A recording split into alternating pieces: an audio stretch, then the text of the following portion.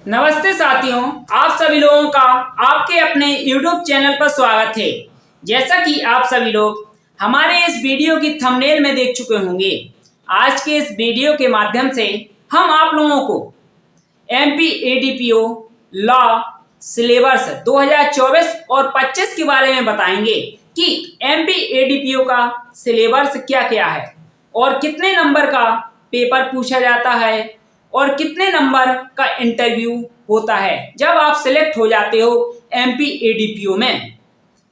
और अगर आप MP ADPO बनना चाहते हो तो इसके लिए आपको कौन कौन सी योग्यता चाहिए और इसके लिए आपकी आयु कितनी होनी चाहिए और मध्य प्रदेश में MP ADPO की वैकेंसी कब तक आएगी। और अगर आप फर्स्ट अटेम्प्ट में MP ADPO का एग्जाम क्लियर करना चाहते हो तो उसके लिए आपको डायरेक्ट से तैयारी करना चाहिए। तो किस प्रकार डायरेक्ट की जो लैंग्वेज है उसको पकड़ना है, उसके लिए हम आपको सबसे बेस्ट कोचिंग बताएंगे। ऑनलाइन और ऑफलाइन और कोचिंग उपलब्ध है। डिस्क्रिप्शन बॉक्स में हम अपना नंबर दे देंगे, तो आप हमसे बात कर सकते हो, हमारे व्हाट्सएप पर मैसेज कर सकते हो। अगर आप उस कोचिंग को ज्वाइन करते हो तो सबसे पहले तो आपको 3 दिन का डेमो दिया जाएगा। आप पहले 3 दिन का डेमो देख लेना कि आपको समझ में आ रहा है उस कोचिंग में कि नहीं आ रहा है, उसके बाद ही आप ज्वाइन करना। चलिए अब हम बात करते हैं अभी वर्तमान में MP ADPO का रिजल्ट आया था, उसमें हमारे परम आदरणीय सर है, उनका नाम है अरविंद पटेल सर। उनकी पूरे मध्य प्रदेश में 43 नंबर की रैंक आई थी, यानी कि वो MP ADPO में सिलेक्ट हो चुके हैं। उनका इंटरव्यू का वीडियो भी आप लोगों ने देखा होगा, अगर नहीं देखा है तो डिस्क्रिप्शन बॉक्स में हम लिंक दे देंगे। अगर आपको उनसे बात करनी है तो उनका नंबर भी दे देंगे, आप उनसे पूछ सकते हो कि आपने किस प्रकार तैयारी की और फर्स्ट अटेम्प्ट में कैसे MP ADPO का एग्जाम क्लियर किया।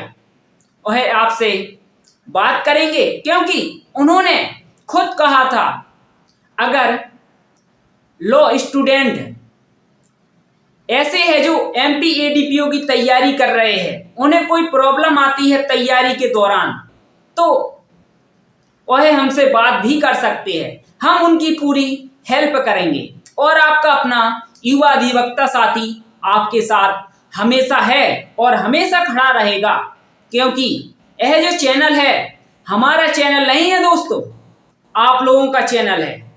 आप लोग के आशीर्वाद और प्यार की वजह से ही आज इस चैनल पर 13-14 हजार सब्सक्राइबर होने वाले हैं। इसलिए आप लोग हमारे परिवार का हिस्सा हो। जितना भी हो सकेगा आप लोगों के लिए नोट्स और क्वेश्चन पेपर MP ADPO के प्रीवियस ईयर्स उपलब्ध कराए जाएंगे। डिस्क्रिप्शन बॉक्स में हम अपना भी नंबर आप लोगों को दे देंगे। चलिए अब हम बात करते हैं MP ADPO में आयु कितनी है। MP ADPO का अगर आप फॉर्म डालते हो तो आपकी मिनिमम एज 21 साल होनी चाहिए और अधिकतम एज 40 वर्ष तक होनी चाहिए। और इसके लिए योग्यता है, अगर आप MP ADPO बनना चाहते हो तो आपको LLB 3 ईयर्स की डिग्री या फिर BA LLB 5 ईयर की डिग्री कंप्लीट होना चाहिए। यह जरूरी नहीं है कि आपका स्टेट बार काउंसिल जबलपुर में रजिस्ट्रेशन हो, केवल डिग्री महत्वपूर्ण है। अगर आपके पास डिग्री है तो आप MP ADPO का एग्जाम दे सकते हो। लेकिन दोस्तों MP ADPO बनने के लिए आपको एक मजबूत रणनीति बनानी पड़ेगी 1 साल पहले से, क्योंकि आप पहले हमारे सर को सुनिए, उन्होंने एमपी एडीपीओ को लेकर क्या कहा। उन्होंने कहा एमपी एडीपीओ का एग्जाम एक T20 मैच की तरह है। आप उनका वीडियो देखिए। और क्योंकि अगर आपको सफलता चाहिए तो 100% ही पढ़ना पड़ेगा, अन्यथा आप इंटरव्यू पर जाएंगे और इंटरव्यू से बाहर हो जाएंगे एमपी एडीपीओ में। क्योंकि एमपी एडीपीओ का जो एग्जाम है वो उस मैच की तरह है, जैसे T20 मैच की तरह है। अगर कोई भी बल्लेबाज आता है तो अगर 6 बॉल उसके पास हैं तो 6 बॉल में वो छक्का मारने का उसको प्रयास करना चाहिए, ना कि वो 7वीं बॉल का इंतजार करे। 6वीं में लगातार जितना वो, क्योंकि सब्जेक्ट आना है, माइनस मार्किंग है, और आपको जो है सिर्फ प्रीलिम्स में इतने नंबर ले आओ कि इंटरव्यू में आपको 0 भी मिले एडीपीओ में, तो आपको सफलता से कोई भी नहीं रोक सकता। सभी साथियों ने हमारे परम आदरणीय अरविंद पटेल सर का वीडियो देखा और सुना उनको, उन्होंने किस प्रकार एमपी एडीपीओ के एग्जाम को कहा। उन्होंने कहा कि एमपी एडीपीओ का जो एग्जाम है यह T20 मैच की तरह है। अगर आपके पास 6 बॉल है तो आपको प्रत्येक बॉल पर छक्का मारने का प्रयास करना चाहिए, ना कि आखिरी बॉल का इंतजार करना चाहिए। ऐसा है दोस्तों, एमपी एडीपीओ का एग्जाम आपके हाथ में है। अगर आपने सोच लिया मुझे एमपी एडीपीओ में सिलेक्शन लेना है तो आपको कोई रोक नहीं सकता, लेकिन आपको डायरेक्ट पर कमांड होना चाहिए आपकी। आप उनका इंटरव्यू का वीडियो देख लेना, डिस्क्रिप्शन बॉक्स में हम लिंक दे देंगे। और अगर आपको एमपी एडीपीओ की अच्छे से तैयारी करना है बेस्ट टीचर से, ऑनलाइन या फिर ऑफलाइन, तो उसके बारे में भी हम आपको बता देंगे। जो सिलेक्टेड सर है एमपी एडीपीओ में, वह आपको कोचिंग पढ़ाएंगे, आपको हर प्रकार की जानकारी देंगे कि आपको कैसे फर्स्ट अटेम्प्ट में एमपी एडीपीओ का एग्जाम क्लियर करना है। चलिए अब हम बात करते हैं एमपी एडीपीओ की सिलेबस के बारे में। एमपी एडीपीओ का जो सिलेबस है वह है 450 नंबर के पेपर पूछा जाता है, जिसमें 2 पेपर होते हैं। और इसमें एक बात और है, सबसे महत्वपूर्ण बात है, यह पेपर माइनस मार्किंग होता है। इसमें माइनस मार्किंग भी है, जिसमें एमपी जीके से भी 50 प्रश्न पूछे जाते हैं, यानी कि 150 नंबर की एमपी जीके, यानी कि प्रत्येक प्रश्न 3 नंबर का पूछा जाता है, तो 150 नंबर की एमपी जीके पूछी जाती है। और इसके बाद ला जो सब्जेक्ट है, विधि से संबंधित सब्जेक्ट है 32 सब्जेक्ट में से 100 प्रश्न पूछे जाते हैं, जिसमें प्रत्येक प्रश्न 3 नंबर का होता है, यानी कि 300 नंबर का लॉ पोर्शन से पूछा जाता है और 150 नंबर की एमपी जीके पूछी जाती है। टोटल 450 नंबर का पेपर आता है एमपी एडीपीओ का, जिसमें अगर आप सिलेक्ट हो जाते हो, यानी कि प्री पेपर क्वालिफाई कर लेते हो, तो इसके बाद आपको इंटरव्यू में बुलाया जाता है, जो 50 नंबर का होता है। अगर आपके प्री पेपर में ही सबसे अच्छे नंबर आ जाते हैं 350, 320, तो आपका एमपी एडीपीओ में सिलेक्शन कोई रोक ही नहीं सकता। इंटरव्यू में आपके 10 नंबर भी अगर इंटरव्यू वाला देता है, फिर भी आपका एमपी एडीपीओ में सिलेक्शन हो जाएगा।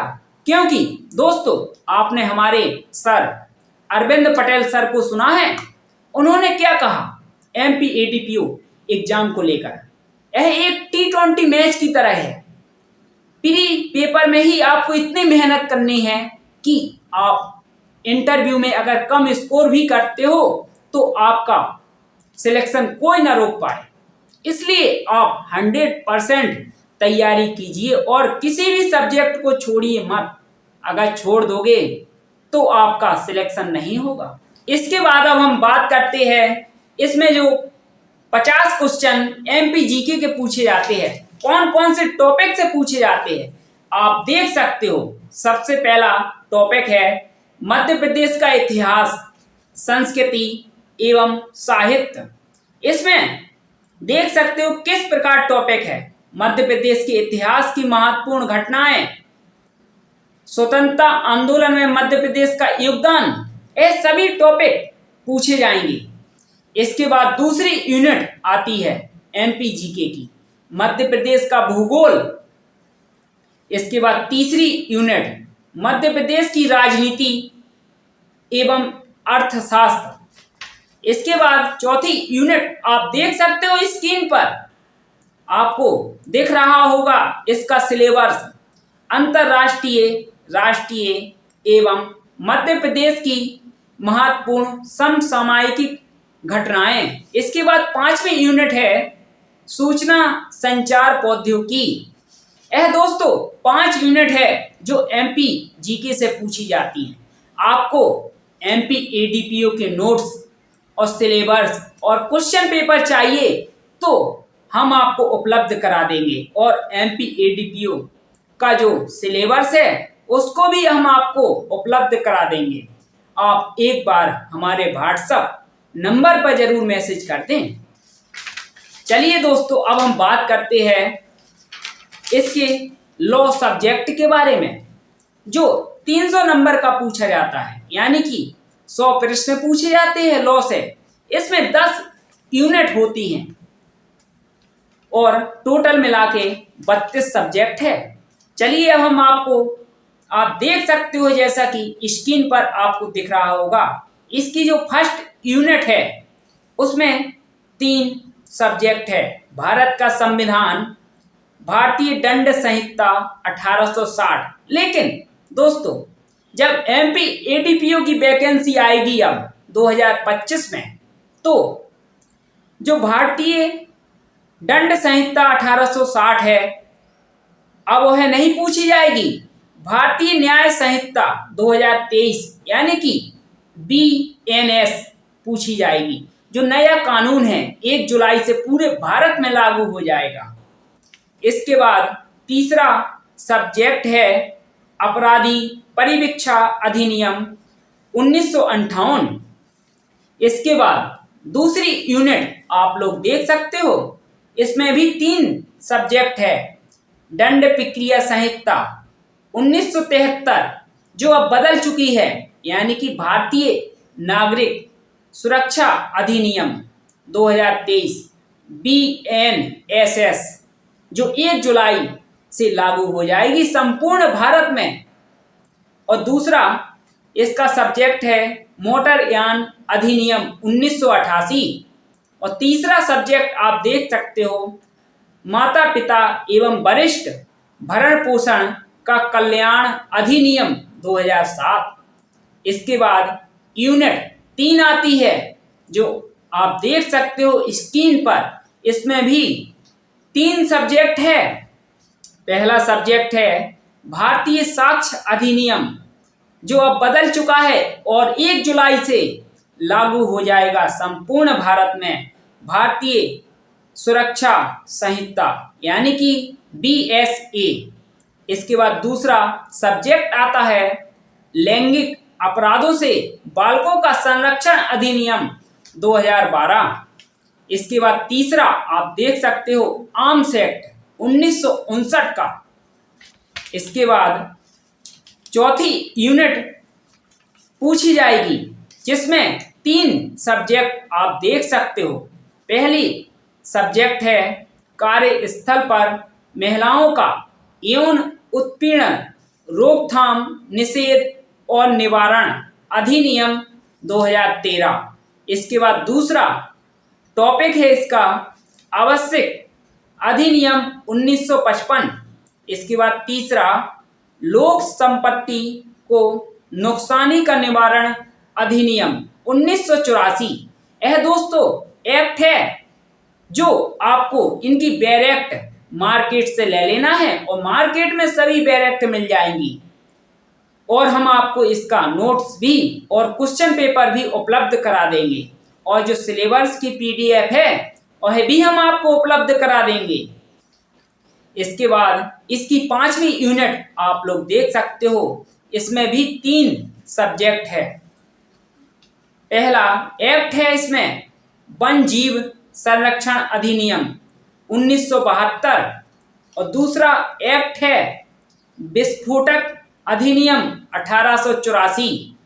इसके बाद तीसरा एक्ट है सूचना प्रौद्योगिकी अधिनियम 2000।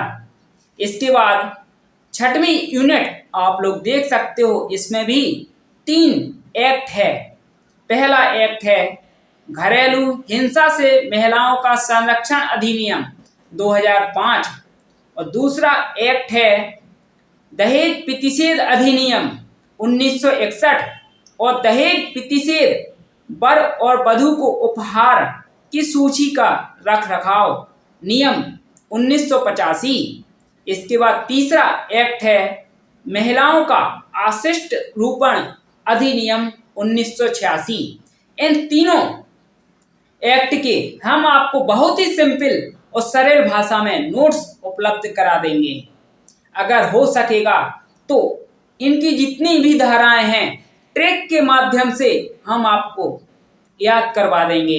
एक वीडियो बनाएंगे कि इन धाराओं को आपको कैसे याद करना है ट्रिक के माध्यम से। आपको लंबे समय तक यह धाराएं याद हो जाएंगी, मैं वादा करता हूं। ऐसी ट्रिक लेकर आऊंगा आप लोगों के समक्ष। इसलिए आप लोग हमारे इस चैनल को लाइक करें और सब्सक्राइब करें। और मुझे दोस्तों आपसे कुछ नहीं चाहिए, जितनी हेल्प होगी आपकी करेंगे, लेकिन आप लोग हमारे चैनल को लाइक करें और हमारा एक फेसबुक पेज भी है उसे भी फॉलो करें और हमारे 2 चैनल और है उन्हें भी सब्सक्राइब करें, क्योंकि दोस्तों यह आप लोगों का चैनल है, हमारा नहीं है। आप लोगों के आशीर्वाद की वजह से ही आज इतने सब्सक्राइबर है, क्योंकि आपके सब्सक्राइबर है, हमारा नहीं है कुछ। इसमें आप लोग अपना लेकिन प्यार बनाए रखे अपने भाई के ऊपर। इसके बाद अगली यूनिट है 7 सूचना का अधिकार अधिनियम 2005। इसके बाद दूसरा एक्ट आता है इसमें स्वापक औषधि और मन प्रभावी पदार्थ अधिनियम 1985। इसके बाद तीसरी एक्ट है गर्भधारण पूर्व और प्रसव पूर्व निदान तकनीक अधिनियम 1994। इसके बाद अगली यूनिट आती है यूनिट 8, जो बात करती है राष्ट्रीय सुरक्षा अधिनियम 1980 का एक्ट आता है इसमें। और दूसरा एक्ट है SC/ST एक्ट 1989 का और तीसरा एक्ट है अनियंत्रित जमा योजना पाबंदी अधिनियम 2019 का। इसके बाद 9वीं यूनिट आती है, आप देख सकते हो, भ्रष्टाचार निवारण अधिनियम 1988 का एक्ट है और दूसरा एक्ट है किशोर न्याय अधिनियम 2015। इसके बाद तीसरा एक्ट है इसमें खाद्य सुरक्षा और मानक अधिनियम 2006। इसके बाद अब आखिरी यूनिट है जो इस सिलेबस की वह 10 है।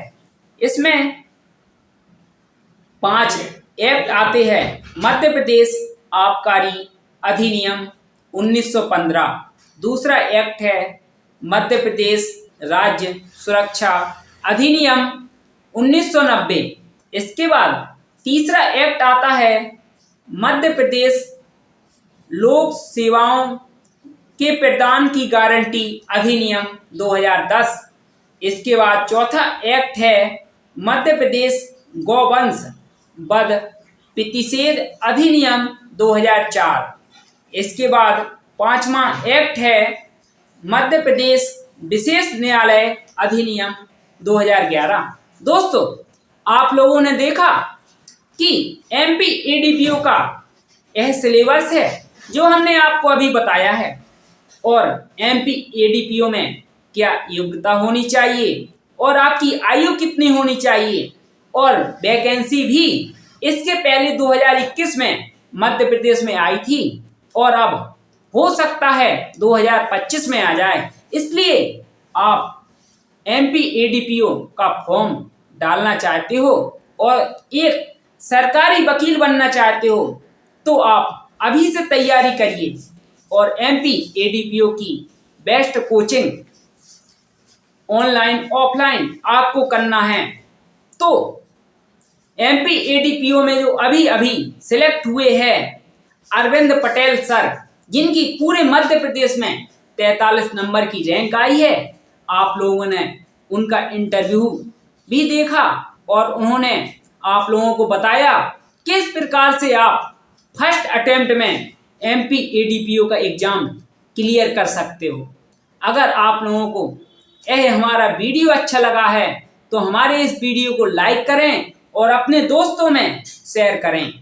और अगर आपको किसी भी प्रकार की कोई समस्या है सब्जेक्ट को लेकर तो डिस्क्रिप्शन बॉक्स में हम अपना नंबर दे देंगे, तो आप लोग हमें व्हाट्सएप पर मैसेज कर सकते हो। धन्यवाद।